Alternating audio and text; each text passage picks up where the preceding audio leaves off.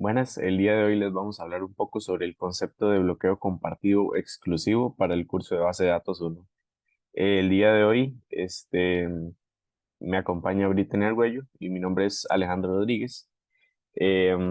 Vamos a iniciar un poco hablando sobre los temas que vamos a tratar.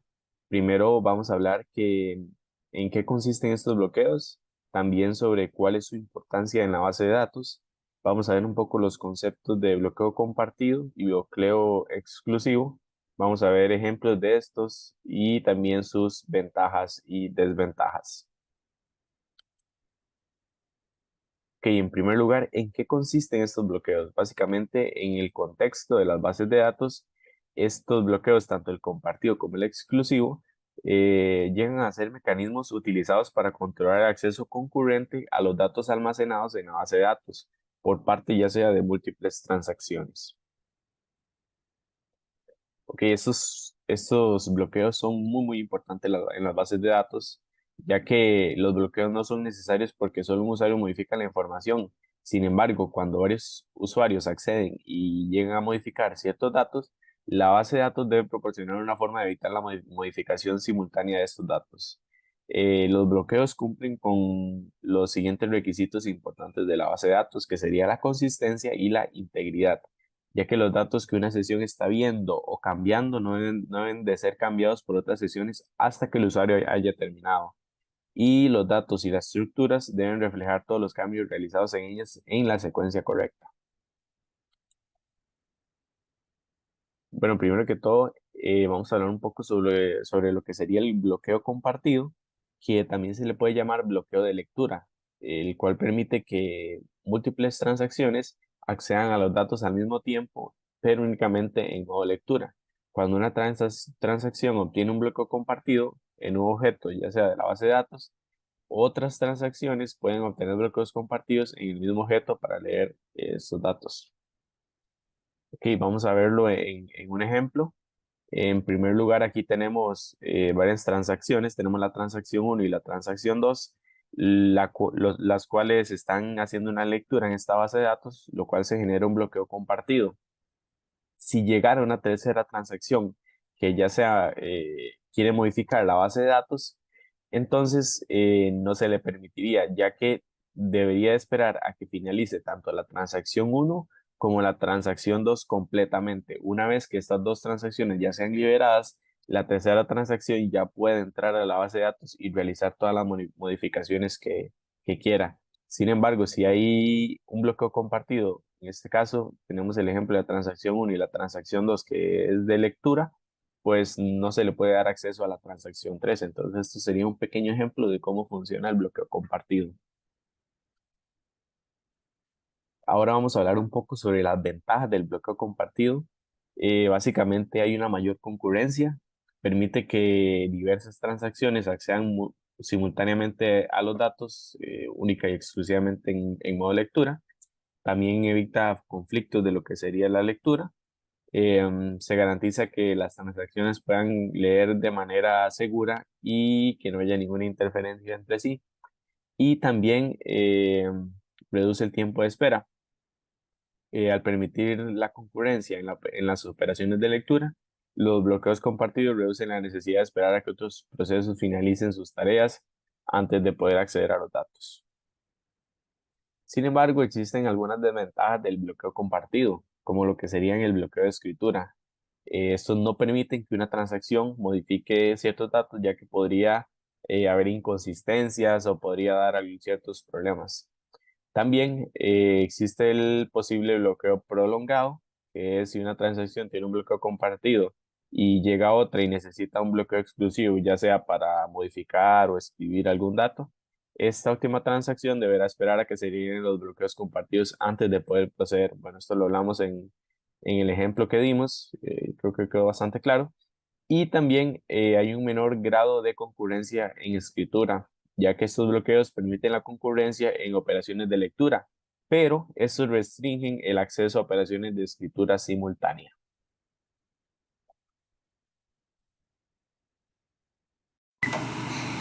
¿Qué es un bloqueo exclusivo? Los bloqueos exclusivos también se pueden llamar escritura, bloqueos de escritura o bloqueos X. Este bloqueo permite que solamente un usuario tenga acceso a un conjunto de datos y mientras este usuario tenga acceso a ellos, ya sea para leerlos nada más, ya sea para modificarlos o para eliminarlos, los demás usuarios tienen que esperar hasta que este espacio se libere y ya poder tener acceso a estos datos.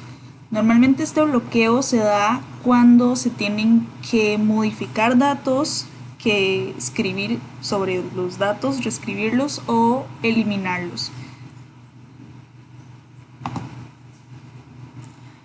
Las ventajas de este bloqueo son integridad de datos garantizada. Al permitir que solo un proceso o hilo modifique el recurso compartido a la vez, se evitan problemas de inconsistencia y corrupción de datos. Esto es para que mientras un usuario esté modificando datos, el otro no tome los datos que todavía no sean modificados o los tome a medias o los tome incompletos. Entonces tiene que esperar hasta que los datos estén completos y el usuario ya no esté escribiendo sobre ellos. Evita condiciones de carrera. Al asegurar que solo un proceso o hilo acceda al recurso de modo escritura, se evitan las condiciones de carrera donde múltiples procesos intentan modificar el recurso simultáneamente. Y por último, flexibilidad en las operaciones de escritura. Al permitir que solo un proceso o hilo realice modificaciones al recurso compartido, se facilita la implementación de lógicas de control y verificación adicionales antes de efectuar los datos. Esto puede ser útil en situaciones donde se requiere asegurar ciertas condiciones o restricciones antes de la escritura. Pero este bloqueo también tiene algunas desventajas, las cuales son mayor riesgo de bloqueo indefinido. Si un proceso o hilo mantiene el bloqueo exclusivo durante mucho tiempo o no lo libera adecuadamente, puede provocar un bloqueo indefinido y afectar la ejecución de otros procesos o hilos. Y otra de las desventajas es posible degradación del rendimiento. Si hay una alta demanda de operaciones de escritura en el recurso compartido y muchos procesos o hilos compiten por el bloqueo exclusivo, puede haber una degradación del rendimiento debido a la necesidad de esperar por el acceso exclusivo. Esto es cuando hay muchos usuarios haciendo fila para un conjunto de datos y todos tienen que esperar a que se libere ese bloqueo, entonces se genera como mucho tráfico de transacciones, por así decirlo. Ahora, para darles un ejemplo de un bloqueo compartido y un bloqueo exclusivo, como en la práctica, serían estos, para entender un poco mejor estos conceptos. El ejemplo del bloqueo compartido. Supongamos que tienes un sistema de inventario en el que varios procesos o hilos acceden a una lista de productos para realizar consultas de existencias. En este caso se puede implementar un bloqueo compartido para permitir que varios usuarios, procesos o hilos lean simultáneamente la lista de productos, evitando así condiciones de carrera. Los procesos o hilos pueden adquirir un bloqueo compartido antes de leer los datos y liberarlos después de finalizar la lectura. En este bloqueo compartido varios usuarios pueden acceder a él, pero solamente para leer. Varios usuarios pueden estar leyendo el mismo conjunto de datos y no tendrían ningún problema.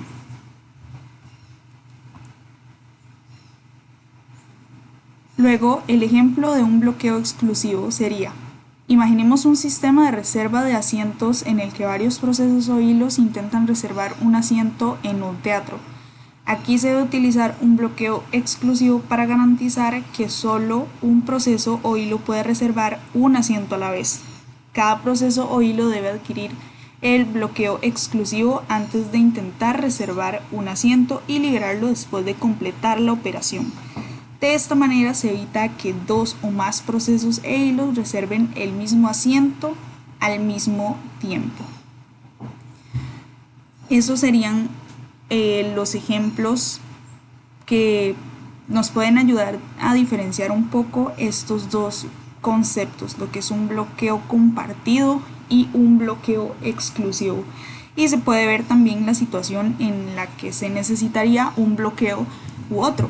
Los bloqueos compartidos son más necesarios cuando los datos solamente son para los usuarios que van a leerlos, que van a acceder a ellos para adquirir información, y el bloqueo exclusivo se da más que todo para cuando un usuario tiene que modificar estos datos, tiene que hacer alguna operación con ellos que vaya a modificarlos o eliminarlos. Y esto sería todo sobre el tema de bloqueo compartido y el bloqueo exclusivo, las diferencias y en lo que se utilizaría uno u otro. Muchas gracias.